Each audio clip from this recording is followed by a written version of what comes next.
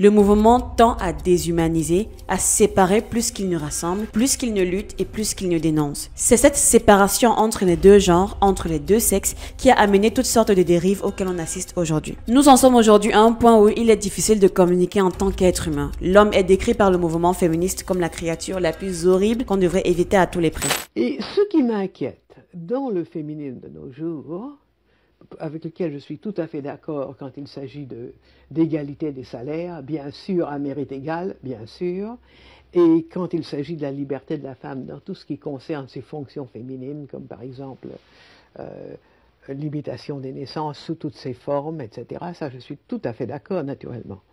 Mais il y a tout de même un élément gênant, c'est l'élément de revendication contre l'homme, une tendance à se dresser contre l'homme en tant que femme, qui ne me paraît pas naturelle, qui ne me paraît pas nécessaire, et qui tente à établir des ghettos. Femme de lettres de nationalité française et américaine, Marguerite Yourcenar, de son vrai nom, Marguerite Antoinette Jeanne-Marie Ghislaine Kleinwerk de Crayonsourd, est une femme de lettres et académicienne française naturalisée américaine. Née en 1903 et décédée en 1987, elle a été romancière, nouvelliste, autobiographe, poétesse, traductrice, essayiste et critique littéraire. Elle fut en 1980 la première femme élue à l'Académie française. C'est donc de la bouche d'une intellectuelle que nous viennent ces observations. Et il faudrait être un petit peu de mauvaise foi quand même pour nier ou alors pour tourner en ridicule ces affirmations. Non pas parce que cette dame était une érudite, mais parce que ce qu'elle dit tombe sous le sens. Ce que l'on reproche souvent à la plupart des mouvements idéologiques, c'est d'endoctriner ses adhérents, c'est de leur retirer la capacité de réfléchir face aux incohérences dont ils font preuve la plupart du temps. Salut et bienvenue sur Ekima. Sur cette chaîne, on apprend des trucs intéressants, alors n'hésite pas à t'abonner si jamais le sujet de la vidéo t'intéresse. Dans cette vidéo, il n'est pas question de ridiculiser le mouvement féministe, ni même de dire haut et fort qu'il est inutile. L'objectif de cette vidéo, c'est de comprendre, de réellement prendre du temps pour écouter ce qui sera dit. Et bien sûr, les remarques et observations pourront se faire,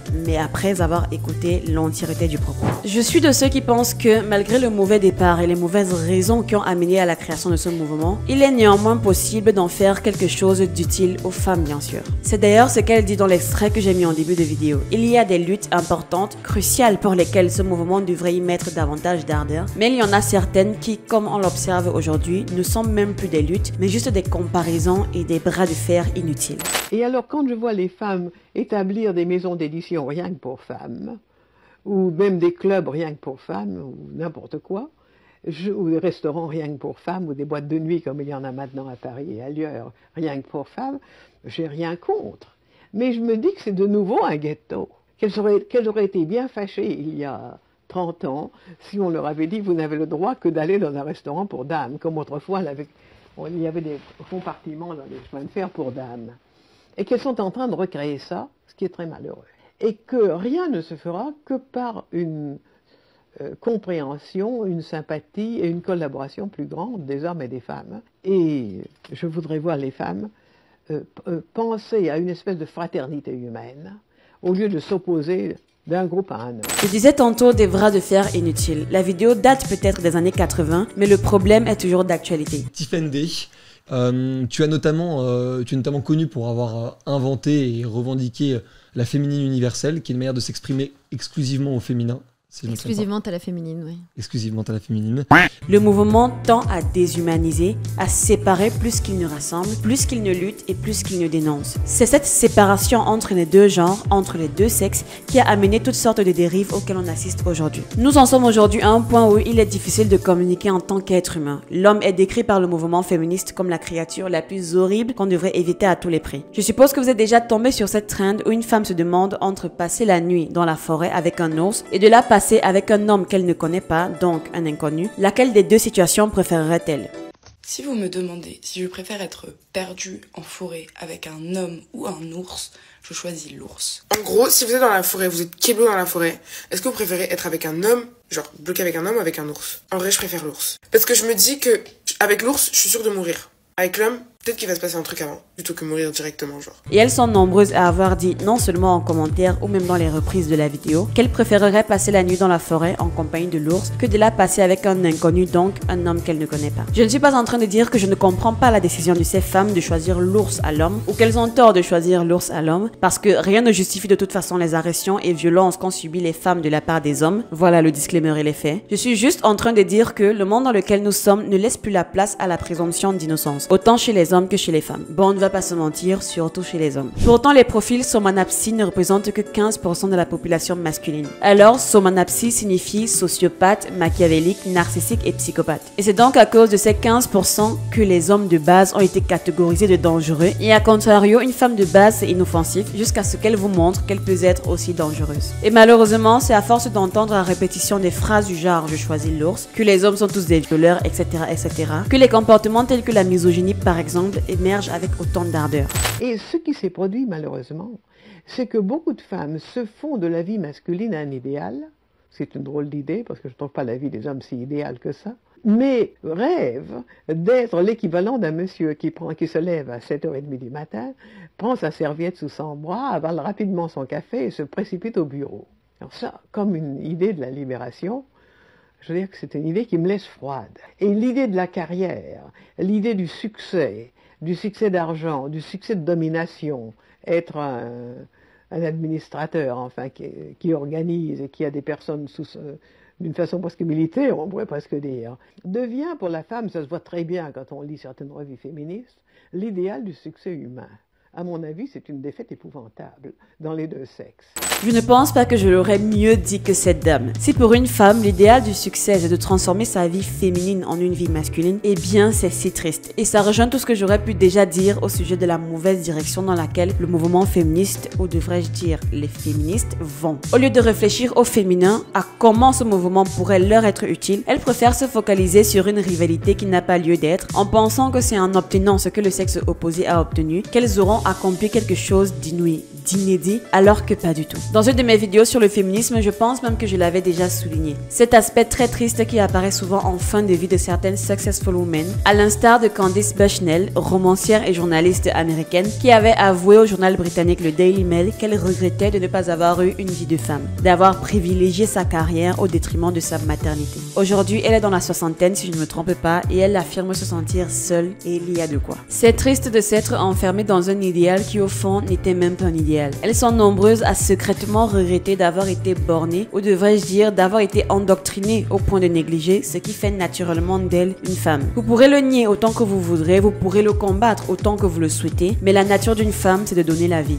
Biologiquement, c'est ce à quoi sert une femme en tant que maillon de la chaîne pour perpétuer la race humaine. Et vous verrez que lorsqu'une femme fait tout dans sa vie sauf cela, il y aura au fond d'elle une sensation de vide, une sensation de néant, une sensation d'avoir perdu son temps, d'avoir gaspillé sa jeunesse, son énergie si vous voulez. Et c'est ce qui est arrivé à cette dame. Chez toute femme normalement constituée est inscrit dans son code génétique le besoin d'enfanter. Je ne sais pas si vous avez déjà entendu parler de la baby fever. Le corps humain est programmé pour procréer afin d'empêcher l'extinction. Les femmes ont même un système spécial d'alerte qui s'appelle l'horloge biologique qui peut causer de l'anarchie dans l'esprit. Être préparé mentalement, émotionnellement, physiquement et même financièrement à la maternité ne sont que des facteurs dont votre corps peut décider d'ignorer ou pas à l'approche de la trentaine. La fécondité de la femme atteint son maximum en moyenne à 24 ans. C'est généralement un symptôme qui apparaît donc dans la tranche d'âge de 25 à 30 voire 35 ans chez les femmes. À l'âge entre 25 et 35 ans, le taux d'hormones sexuelles chez la femme est à son maximum et le corps est prêt pour accueillir et porter un enfant. Pendant donc cette période, une femme peut ressentir un désir soudain et fort d'avoir un bébé, appelé le baby fever.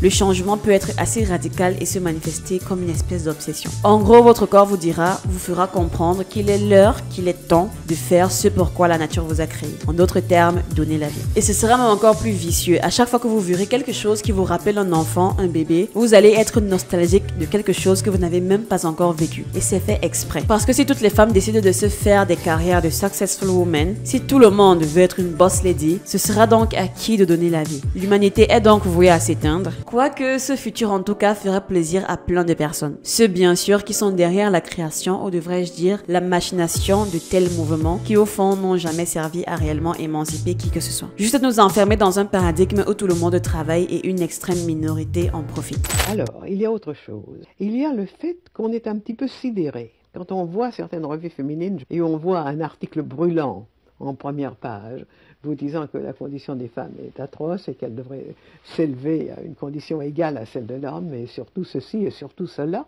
On tourne la page et on voit sur un magnifique papier glacé une image de cosmétiques, de soutien-gorge, de souliers à hauts talons, et toute espèce de choses qui appartiennent au vieil arsenal de la femme objet. Ce qui fait que ces dames ont l'air de jouer à la fois sur les deux tableaux. Une autre incohérence de ce mouvement, et elle le souligne dans l'interview, c'est que les féministes, ou alors le mouvement féministe, souhaitent une chose et son contraire, prônent une chose et son contraire. Les féministes veulent afficher une image d'une femme égale à l'homme dans tous les domaines, qui, au lieu d'être délicate, apprêtée et que sais-je encore, se veut une femme aventurière qui mène une vie de risque, qui entreprend et j'en passe. Mais de l'autre côté, ces mêmes féministes soutiennent qu'une femme peut à la fois utiliser son corps comme objet, l'afficher tel un présentoir, s'en servir comme objet de désir et de fantasme, et s'offusquent lorsque le sexe opposé, en l'occurrence les hommes, réagiront face à cette exhibition. C'est contradictoire de vouloir exposer quelque chose, son corps, ses formes, parce qu'elles en ont le droit, mais de ne pas vouloir que l'on regarde ce corps, ses formes, avec un air lubrique. Si vous montrez, on est d'accord que c'est pour que l'on regarde. Et vous ne devez pas vous étonner si les gens regardent avec envie. Ce n'est que normal. Ce qui serait anormal, c'est qu'un homme vous regarde dans une tenue provocante